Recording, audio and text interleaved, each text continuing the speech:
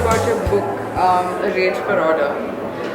It documents global events that have happened, that continue to happen.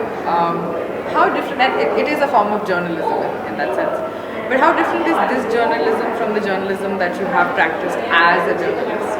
Yeah. Well, this book is not a book of analysis, and a good deal of what I did as a foreign correspondent for the newspaper, the New York Times, was about making sense in a more rational, linear way of international developments. This book it grew out of reporting I did for the New York Times Magazine, which was narrative journalism. It's about building characters whose stories help you to understand a situation in greater depth. And I wanted to extend that into a book form because I just thought it would give me a lot more freedom, a lot more latitude to explain not only the lives of the people involved, but the deeper historical background. And so there's quite a bit of that in the book as well. Okay. So would you say that this is more of like, it extends from feature writing in that sense? So have you employed this form of writing in the magazine journalism space? Yes, I have. Yeah, I have for years actually. I mean, I started writing for the New York Times Magazine and some other magazines more than a decade ago. In fact, my career in journalism really started with magazines, and then I shifted to being a newspaper reporter. So in a sense, it's my home, I guess you could say, formally. And with the book, though, what was a real pleasure about it, again, was to be able to take that to a new level, to be more ambitious, to think in larger terms. Okay. As a journalist working in conflict areas, are there questions that you avoid asking? Well, there's certainly many questions you have to be careful about asking. Often they're the questions you most want answered, which you cannot approach directly or not right away. I mean, for instance, in a place like Syria, I'll give the example of the Syria chapter in my book, which originated as a magazine story. The story was really about the Alawis of Syria, the sect to which the president Bashar al-Assad belongs. And they see themselves as deeply embattled. They're a minority who is facing this rebellion. To them, all the rebels were the same. They were all terrorists. That was their catechism, which they would repeat to you constantly. Now, if you want to understand who these people are and what makes them think and what the rebellion is really about, you have to sit and listen to an awful lot of that catechism until you get to know people better and to win their trust, which is not an easy thing. Yeah. So I think the deeper questions, for instance, with someone who is a supporter of the regime of Assad, as they all really have to be, at least nominally, in that part of the world, do they have feelings of regret? Do they have private misgivings and criticisms about the way the regime behaves?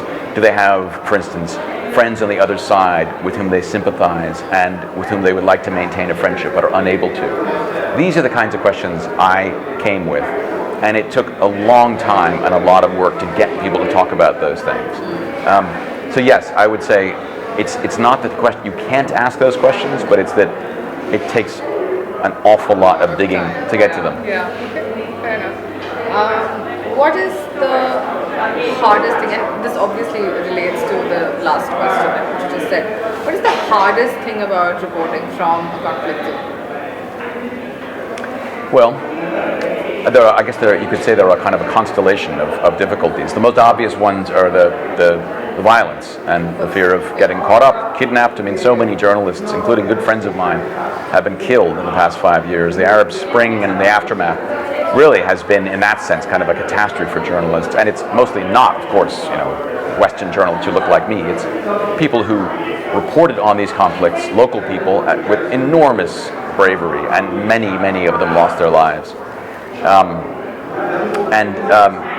So I think that's the clearest measure of difficulty.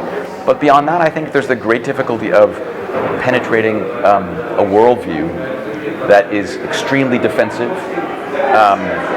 and trying to get people to reflect on how they became who they are. Now, I should also add that one of the wonderful things about conflict reporting is that when you're in a conflict, very often people's lives have been just split open. Yeah. And you sometimes get a chance to look into who they think they are much more quickly than you might otherwise. After all, if it's a period of calm and peace, they're sort of well armed psychologically, as it were, against arguments that their way of life is wrong. In Libya, when I arrived there, for instance, people were suddenly, they may have been privately critical of the regime, but they were suddenly more aware than they ever had been of what was wrong with their country, and they were sort of shouting about it out loud, and they were questioning themselves in deep ways that were amazing to watch. So I think it cuts both ways. Okay. Okay. So, do you think you can fairly document, as I'm asking this question about, can you document the harsh realities when you have seen them in such close quarters? Can you fairly do that? And what do you do in order to do so fairly? Like somewhere you can sort of not historically describe these realities, right? Because you have been there. Do you understand what I'm saying? Yeah. I think it's terribly difficult to get people to open up about some of these subjects, which they've spent their whole lives believing something, and very often you're asking them to kind of throw that away to someone who they don't have a good reason to trust. Yeah. Especially in the days of the internet and 24-hour journalism. After all, 15, 20 years ago, when I talked to people in the Arab world, you could assume, they would tend to assume that this is a story that's not going to be seen. So if you say, well, it's coming out in the United States only, they'd say, well, I can just talk to you and say whatever I want. Now we all know that anything you say is going to be brought back to you. It's going to be instantly translated. It may be put onto a number of different media. It's going to be the internet. It's going to be on TV. And it makes them often more cautious. So I think that's the liability of contemporary journalism. But that's about them. What about you? Do you also somewhere then continue to feel like an outsider? Sure. Yeah, absolutely. And I think one of the things that you have to be on guard against, to get people to talk, you have to express sometimes sympathy for them, which you may not really feel. And that makes you feel like a liar. It's one of the ethical trade-offs of journalism, I think. Essentially, you have to betray them on some level, or you may have to betray them. It makes you feel terrible. And a lot has been written about this, that there's a sort of a betrayal almost built into journalism. And you also, at a certain point, have to decide, having spent, let's say, a lot of time with someone who has a particular point of view, who's on the ground, who's lived with this, and you may begin to feel that you're adopting their point of view. Then you have to step back and say, well, wait a minute. Is this Stockholm syndrome? Am I becoming one of them in some way? But then, where does the truth lie? Do you go and talk to the opposite side? At some point, you're going to have to come down with a judgment, even if it's not an explicit judgment. I write narrative journalism. It's not about saying this is the truth and this is not. But anything you write is going to tacitly suggest a way of seeing the problem. This happened in Syria, for instance. With that, the magazine story I wrote that eventually became a chapter in the book, I wanted to understand how Alawites at that time felt. And so the book is really almost entirely, the magazine story was entirely about them. And there were people I knew, friends even, who had been part of the rebellion, part of the political opposition, who were angry about the story because they said, look, even if you don't endorse what these regime people say, you're portraying them too sympathetically. You're making them come alive as people, and that is going to make people side with them. And my response to that was, well, look, that's too bad. That's what I do. If I got a visa to go to hell and speak to Lucifer, I'm a journalist. I would do that. And my account of Lucifer's, discourse might make him seem more sympathetic to some people. But that's just the risk of being a journalist. That's what we do. But then again, this takes away. So, what do you do with the concern of being inclusive? So somewhere I understand you'd be viewed as an outsider. You'd be seen as, and you have sort of insinuated that people do not trust you that easily. So what do you do to ensure? It's one thing to build sources, but in the narrative that you finally carry out on paper, what do you do to ensure that there's a certain amount of inclusivity that when you are representing someone, it should be that it is an organic voice. Like if you talk about me, if you talk about my reality, how would you ensure that it is fair to me? And because it's so hard in such spaces. Yeah. It is, and again, that's why I prefer as deep a context as possible. I think to be fair to anyone's perspective, you have to understand not just who they are and who that say their rivals may be on the other side of a conflict, whether it's a violent conflict or not. You have to speak to as many people as possible, and you have to read the history, because that shapes all of this. And not just one history book, right? You've got to realize that all these history books, just like the people you speak to, have their own perspective. Read as widely as possible in more than one language. Speak to as many people as you can. And you're never going to come up with, there is no such thing as a perfectly neutral point of view, but at least your point of view will be sophisticated. And educated. Yeah. That's the most you can hope for. Just one question, which is to do with recent news. There have been a lot of people who came out on social media from Aleppo, and they talked about what they are facing and how they need to be rescued. Specifically, this little girl called Bana Alobet, who's been talked about quite a bit.